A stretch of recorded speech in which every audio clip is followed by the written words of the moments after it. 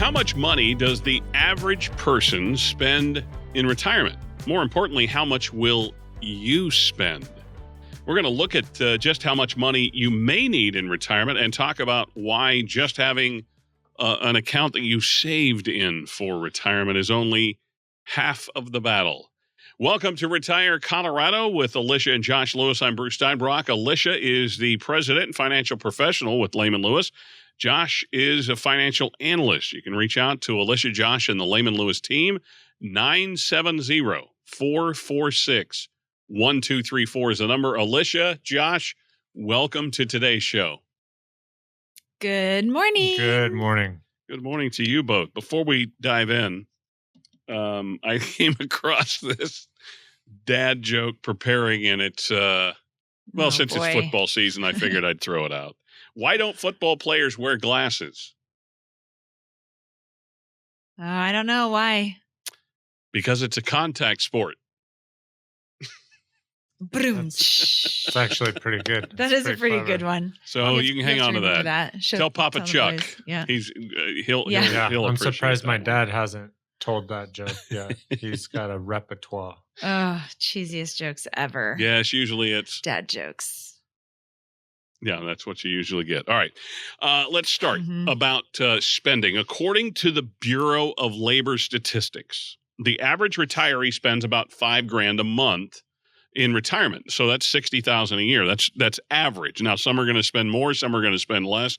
Let's dive into what it takes to create. When you're sitting down with someone who's come in as a prospective client to Lehman Lewis, what does it take to create that plan and get to their number? Always talking about budget. So this is where a lot of times we will have them do an exercise, an expense sheet, just to see their budget, what they're spending money on, because what we're looking at is not just the needs of what do you need every single month, what do you need, like have to have. So that's what we consider the paycheck. But we're also looking at what do you want to spend in retirement, looking at the paycheck. And that kind of helps us really nail down also the things that are going to be inflating, right? So if you still have a mortgage, that's obviously not going to be inflating. And we, when we're looking at the paycheck too, we're also looking, kind of far out as far as, when people are young and retired and they're like, 55, 60, 65, they're really in their go-go years. So they're ready to go. They're traveling, they're spending the money. And so that's where we kind of look at front loading it, if that's truly who they are, of saying, okay, how can we really make sure that you're doing all the things that you want to do? Because a lot of times when you're in your 75, 80, 85, 90, you're not really in your go-go years. You might be in your slow-go years or maybe won't go years. And so looking at, again, front-loading the fun in retirement is a big part of budgeting. But that also gives us the kind of starting point of how much money do you need on a monthly and annual basis so that we can start that planning process. Speaking of go-go years, you can get Peace Out, Retire into Your Go-Go Years, which is a book that Alicia and Josh penned. Beautiful cover, matches the website, which so pretty. You can find it all out. But 970-446-1234 if you want a copy of the book, or if you want the entire Retire Colorado toolkit, which also comes along with some great informational guides. You can call 970-446-1234 to request, or text the word KIT to 970-446-1234. Josh, let's talk about risk, because in retirement, there's always, Alicia mentioned inflation is a risk, taxes are a risk, legislative risk. There's a lot there. What does it take to create that monthly paycheck with risk being at the forefront? Yeah, so you want to look at a number of different things. When you kind of look at income, say in retirement, I would say the number one risk there is going to be inflation. And just kind of looking at the reduction of purchasing power over a long period of time. Inflation is kind of funny because I think you feel it sort of segmented in your budget a little bit. Maybe it's food costs here, health costs there, maybe gas prices. And all of those things start to matter more and more. But when you run those projections out, say like in our example earlier, 5 grand a month, 60K a year, you look at what $60,000 needs to look like a year over the course of 20 years. I mean, that could theoretically double over that period of time. So you start out, with a 60K nut. Before you know it, sort of in the back half of your retirement, that could look a lot like $120,000 a year. So being mindful of that, having assets that are growing, appreciating, definitely a big part of that plan, but also understanding kind of the market volatility risk that goes with that. So looking at kind of your assets, having them segmented in sort of risk appropriate buckets, if you will, to really mitigate those longer term impacts of inflation. Another big one that we see is kind of those unexpected costs. And this can kind of come from a little bit of everywhere and or anywhere.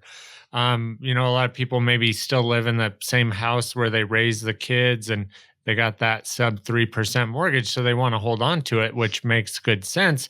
But when you look at some of those homes, maybe you've lived there 30, 40 plus years. So you're looking at things kind of coming down the pike, whether it's a furnace, an AC, windows, doors, all of those things. So that can be a major cost. Healthcare is also one of those big wild cards where, we could all just be one serious ailment away from having a significant expense that we were not, really accounting for or, necessarily prepared for in that regard. So that's a big one. But I think all of those things sort of segue into really the main risk that most retirees have, and that is just running out of money. And a lot of that just comes from the fact of longevity is increasing. So every single year you look at the statistics and people are living longer than they were. So there's kind of this idea of you want to live a long, healthy life in retirement, but you don't want to live so long that you outlive all of your assets. So there's a lot of a large number of different things you got to consider when you start looking at how do you create that income? How do you mitigate the risks? And how do you make sure you're going to do that for a long period of time? Yeah, I think about that in terms, my dad died at 72. My mom has lived, 16 years without my dad. And so she's in her later 80s. So you have to prepare for it all. And Alicia, that's where I think people get stuck. And sometimes they just, say, well, it's too big. I don't want to look foolish. So how do you help someone when they first come in and say, hey, they've raised their hand, I want to investigate working with the Lehman Lewis team? How do you help them understand turning reliable savings, what they've saved all throughout their work career, into reliable income? So great question. This is where we really get to know who you are, what you're trying to accomplish, and really start building that plan, because you really want to have multiple streams of income. You don't want to just rely on one stream of income. I mean, that's just not sustainable. We look at, Social Security, pension, investment income, any, what are you currently taking? And also, what is the proper order that you should be taking it? Because obviously, income also equals taxes. Taxes, like we always say. So we want to really make sure that all of that is in line with, again, what you're trying to accomplish, so that you're not relying on just one. You're not relying on the market cooperating for your retirement income to succeed. The last thing that you want is to be in retirement and all of your income's coming from your market related investments, and then the market has a correction or a crash, and now you're taking a tremendous more amount percentage wise off of your investment. So it really is important to have a diversified plan, diversified income stream, so that, you have the flexibility, you have more of the reliability, but also we look at guaranteed income too. We want to make sure, what is your income gap, and how can we make sure that some of that is filled up by guaranteed income and not just risk income. Yeah, no doubt. Again, you're listening to Retire Colorado with Alicia and Josh Lewis. I'm Bruce Steinbrock. We're talking about creating that retirement paycheck. So, Josh, is there a first step that people should think of if they're listening to us today and they have not created that retirement income plan and they know they really need to? Is there a first step that we can give them? It's really knowing your numbers, right? Getting kind of all of your information together. And I think the big one is that budget piece, right? That's really the linchpin, looking at kind of what your monthly output is. And so, a lot of times people come in the office, they have a generally, reasonable idea of it, and for a number of reasons. But again, having them kind of walk through that budget process, I think, is really big. And what I like about our budget process is it sort of delineates different things. So we can look at, different metrics that are going to have inflation. Some, things are going to be fixed. Also looking at seasonality of things, sometimes people pay their insurance every 6 months. So kind of looking at those things segmented over the course of the year, that's, I think, wildly helpful for people, because we don't want to guess at what your numbers look like, right? Or we don't want to say, well, on average, people, because not everybody is, doing what everyone else does. So I think kind of taking that personal approach to looking at expenses, also looking at when things are going to be paid off. A lot of times people are on the back end of their mortgage, or maybe got a year or two left in car payments. So some of those fixed expenses may be tapering off. And then that gives us a little bit more headspace in the budget as well. So really having those conversations to look at, where are you spending money?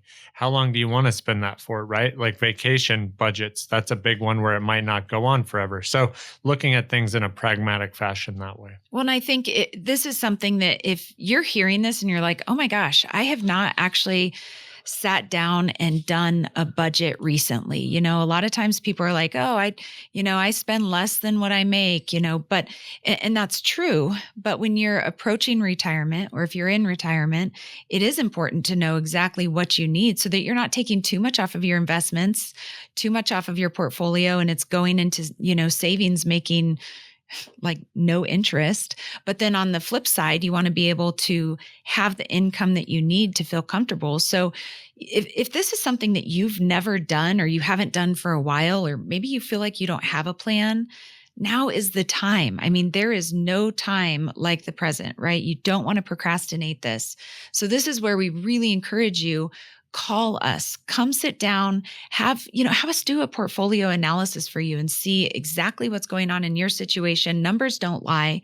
So, and, get educated on what's available in the industry. And if that's something that you want to sit down with us, or maybe set up a 15-minute phone call, give us a call, 970-446-1234, or you can shoot us a text, 970-446-1234. Yeah, folks, again, hope is not a retirement income plan. Reach out to Alicia, Josh, and the team, because you do need a written plan, something down that concretely says, this is what I need for retirement.